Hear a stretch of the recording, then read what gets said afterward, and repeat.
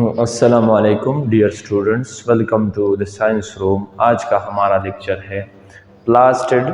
Plastid के types कौन कौन से हैं और मेन जो हम टॉपिक डिस्कस करने जा रहे हैं वो है क्लोरोप्लास्ट। क्लोरोप्लास्ट क्या है, स्ट्रक्चरल कंपोनेंट इसमें कौन कौन से हैं और फोटोसिंथेटिक ऑर्गेनिज्म के लिए इसकी इम्पोर्टेंस क्या है।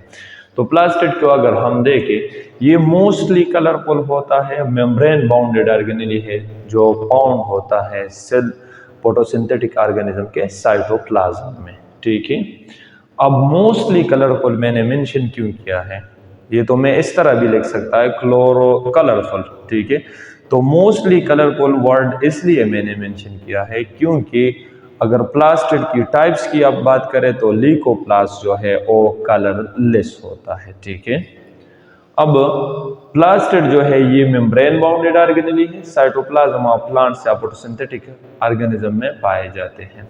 ठीक है, टाइप्स की अगर हम बात करें तो 3 टाइप्स के प्लास्टिड हैं। एक होता है क्लोरोप्लास्ट, क्लोरो रिप्रेजेंट करता है क्लोरोफिल को और प्लास्टिड रिप्रेजेंट करता है बॉडी को। तो क्लोरोप्लास्ट वो प्लास्टिड होते हैं जिसमें क्लोरोफिल एनक्लोज्ड होता है। दूसरे टाइप है क्रोमोप्लास्ट। तो क्रोमोप्लास्ट कौन से हैं, ये कलरफुल है। कलरफुल का मतलब ये है इसमें हमने ग्रीन कलर को मेंशन नहीं किया। ठीक है, कलरफुल इसमें रेड हो सकते हैं, येलो हो सकते हैं, अदर कलर्स देन ग्रीन, इसको हम कहते हैं क्रोमोप्लास्ट। और लीकोप्लास्ट जो है, लीको वर्ड स्टैंड होता है कलरलेस के लिए, तो ये कलरलेस बॉडी है। अब ये लीकोप्लास्ट जो है ये कलरलेस होते हैं और ये स्टोरेज एरियाज में या स्टोरेज स्टेम्स जो है, स्टोरेज रूट्स जो है उसमें लीकोप्लास्ट प्रेजेंट होता है, स्टोरेज अपोर्ट करता है। इसको हम आगे डिस्कस करेंगे। फॉर एग्जांपल अगर लीकोप्लास्ट की एक टाइप है एमाइलोप्लास्ट, तो वो स्टोर करता है स्टार्च को। ठीक है, इसी तरह इलियोप्लास्ट है, वो स्टोर करता है लिपिड्स को। एमाइलोप्लास्ट स्टोर करेगा स्टार्च को, इलियोप्लास्ट स्टोर करेगा लिपिड्स को। ये दोनों कौन से कैटेगरी में आते हैं, लीकोप्लास्ट के फर्दर टाइप्स है। ठीक है, तो ये बेसिकली स्टोरेज प्लास्टिड है, ये ग्रीन कलर प्लास्टिड है और क्रोमोप्लास्ट जो है ये कलरफुल है। अब हमारा डिटेल का जो टॉपिक है वो है क्लोरोप्लास्ट। तो क्लोरोप्लास्ट बेसिकली क्या है, क्लोरोप्लास्ट, क्लोरो मीन क्लोरोफिल और प्लास्ट मीन बॉडी। तो ये ओ प्लास्टिड है जिसमें क्लोरोफिल प्रेजेंट होगा। ठीक है, और जो फोटोसिंथेसिस में रोल प्ले करते हैं तो वो बेसिकली क्या है, क्लोरोप्लास्ट्स हैं। ठीक है, साइज की अगर हम बात करें तो 4 to 6 माइक्रोमीटर ये डायमीटर वाइज होता है। डायमीटर वाइज 4 to 6 माइक्रोमीटर होंगे। इसके साथ साथ अगर शेप की हम बात करें तो ये रफली स्फेरिकल भी हो सकते हैं, स्फेरिकल भी हो सकता है, लेकिन मोस्टली जो प्रेजेंट होता है ये ओवल शेप में प्रेजेंट होते हैं। तो मैंने लिखा है कि found in various shape but mostly exist in Oval. Natural abundance की अगर हम बात करें तो नेचुरल एबंडेंस इसकी नंबर डिपेंड करती है लोकेशन ऑफ प्लांट पे और सेल ऑफ प्लांट पे। फॉर एग्जांपल अगर लीफ है तो इसमें क्लोरोप्लास्ट की एबंडेंस ज़्यादा होगी, फोटोसिंथेटिक पार्ट है प्लांट का, तो इस वजह से उसमें क्लोरोप्लास्ट ज़्यादा होंगे। अगर स्टेम की बात करें, फॉर एग्जांपल स्टेम है फोटोसिंथेटिक, तो उसमें क्लोरोप्लास्ट की तादाद कम हो सकती है। डिपेंड करता है कि स्टेम कौन सा है। अगर हर्बेशियस है तो उसमें फिर ज़्यादा होती है। लीफ को अगर हम इस दोनों को कंपेयर करें तो लीफ में क्लोरोप्लास्ट की तादाद ज़्यादा होगी एज कंपेयर टू स्टेम। इसको हम कहते हैं नेचुरल एबंडेंस। ठीक है, अकरेंस कहाँ कहाँ पाए जाते हैं, कहाँ कहाँ आपको क्लोरोप्लास्ट मिल सकते हैं। तो एक है फ्लावर के जो सिपल होते हैं, जो फर्स्ट लीव्स होते हैं, जो प्रोटेक्शन के लिए बड कंडीशन में यूज होते हैं फ्लावर के लिए, उसको हम कहते हैं सिपल्स। उसमें आपके पास क्लोरोप्लास्ट पाया जाता है। दूसरा है अनरिपेंट फूड, जो फल पके हुए ना हो, उसमें क्लोरोप्लास्ट प्रेजेंट हो सकता है, उसमें क्लोरोप्लास्ट प्रेजेंट होता है, जो ग्रीन फ्रूट्स होते हैं। ठीक है, इसके अलावा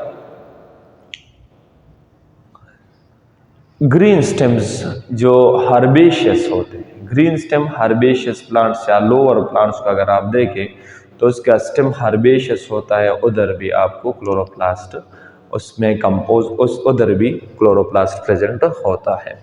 स्ट्रक्चर की अगर हम बात करें तो अंडर इलेक्ट्रॉन माइक्रोस्कोप अगर हम क्लोरोप्लास्ट को देखें तो ये 3 मेन स्ट्रक्चर पे कंपोस्ट होगा। एक है एनवेलप, दूसरा है ग्रेना और ग्रेनम, और तीसरा है स्ट्रोम। तो एनवेलप बेसिकली क्या है? आउटर कवरिंग ऑफ क्लोरोप्लास्ट को आप कहते हैं एनवेलप। तो एनवेलप किन चीजों से मिलकर बना होता है? एक होता है इसमें आउटर मेम्ब्रेन, इनर मेम्ब्रेन और inter membrane space collectively envelope of chloroplast बना देते हैं। ठीक है। ग्रेना की अगर हम बात करें तो ग्रेना वर्ड ये प्लूरल वर्ड है और इसके लिए जो सिंगुलर यूज होता है इसको कहते हैं ग्रेनम। ठीक है। तो ग्रेना प्लूरल है और ग्रेनम सिंगुलर है। जिस तरह आप कहते हैं बैक्टीरिया, तो बैक्टीरिया क्या है? प्लूरल है, बैक्टीरियम सिंगुलर है।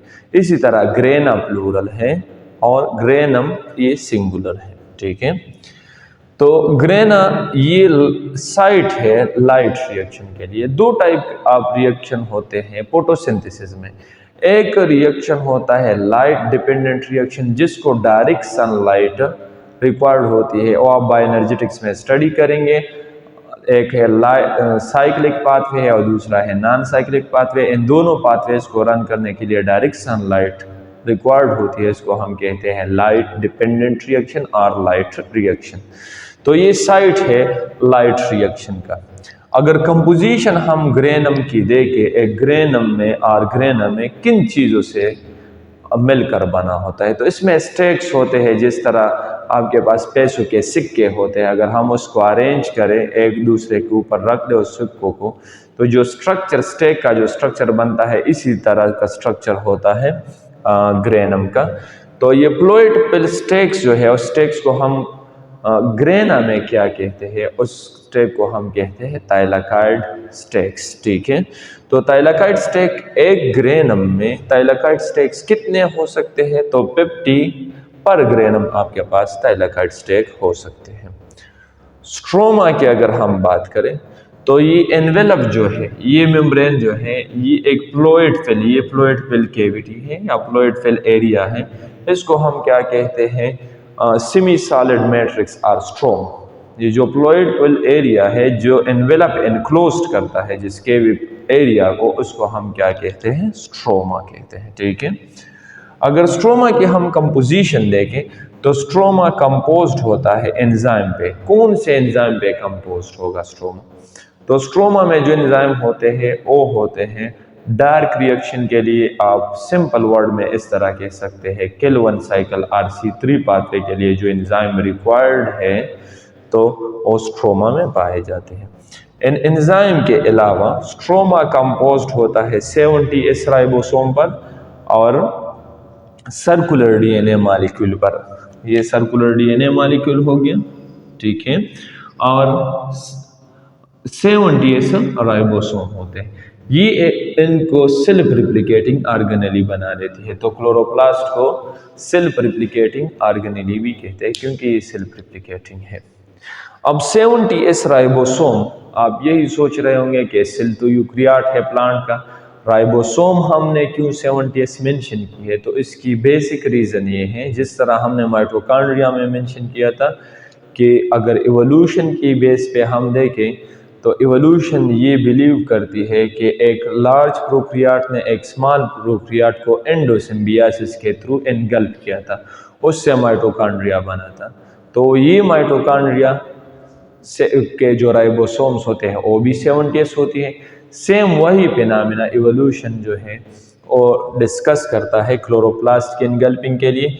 तो इधर भी राइबोसोम 70S है। मतलब ये है कि ये भी इवोल्यूशन की थ्योरी जो है, evolution of eukaryote from prokaryote, उसको सपोर्ट करता है। ठीक है।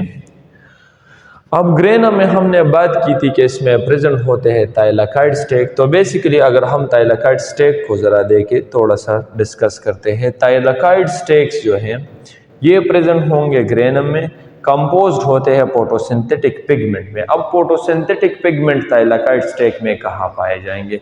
ये जो मेम्ब्रेन है, अगर इसको हमने कि ये ब्लैक मैंने शो किया है, ये मेम्ब्रेन है, तो इस पे फोटोसिंथेटिक पिगमेंट होते हैं in the form of cluster, और उस क्लस्टर को हम कहते हैं फोटोसिस्टम। तो फोटोसिंथेटिक पिगमेंट्स थाइलाकॉइड मेम्ब्रेन के सरफेस पे अरेंज होते हैं in the form of cluster, उसको कहते हैं फोटोसिस्टम्स।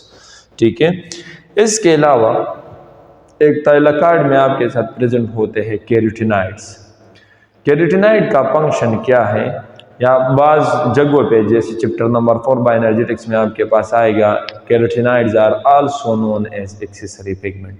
अब कैरोटीनॉइड्स को एक्सेसरी पिगमेंट क्यों कहते हैं, तो जो लाइट क्लोरोफिल एब्जॉर्ब करता है फोटोसिंथेसिस के लिए, अगर इससे एक्स्ट्रा लाइट इस पे पाल होती है, फॉर एग्जांपल 5 to 600 नैनोमीटर वाली जो लाइट है, ओ फोटोसिंथेटिक ऑर्गेनिज्म पे अगर लीफ पे पाल होती है तो ओ लीफ को हीट अप करता है, वही लाइट कैरोटीनॉइड कैप्चर करते हैं।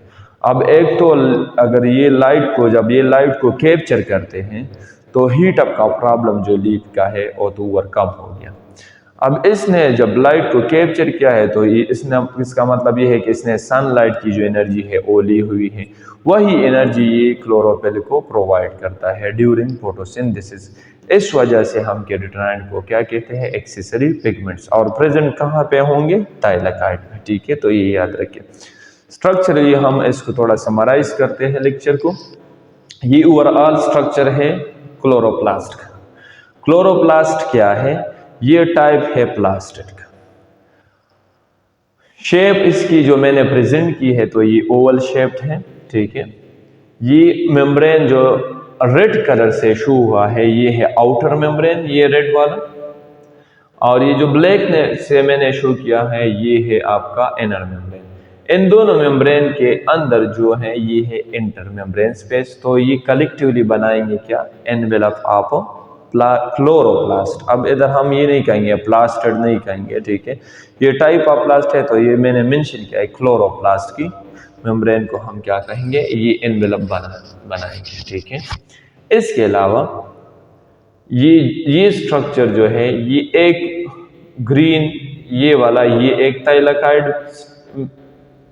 थाइलाकॉइड मेम्ब्रेन है या थाइलाकॉइड है, ये दूसरा थाइलाकॉइड है, ये तीसरा थाइलाकॉइड है, और इसके इर्द गिर्द ये ब्लैक जो मैंने शो किया है ये थाइलाकॉइड मेम्ब्रेन है।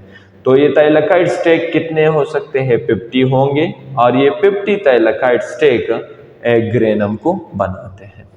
अब ग्रेन और ग्रेन कलेक्टिवली इन सारों ग्रेनों को हम क्या कहते हैं, ग्रेना।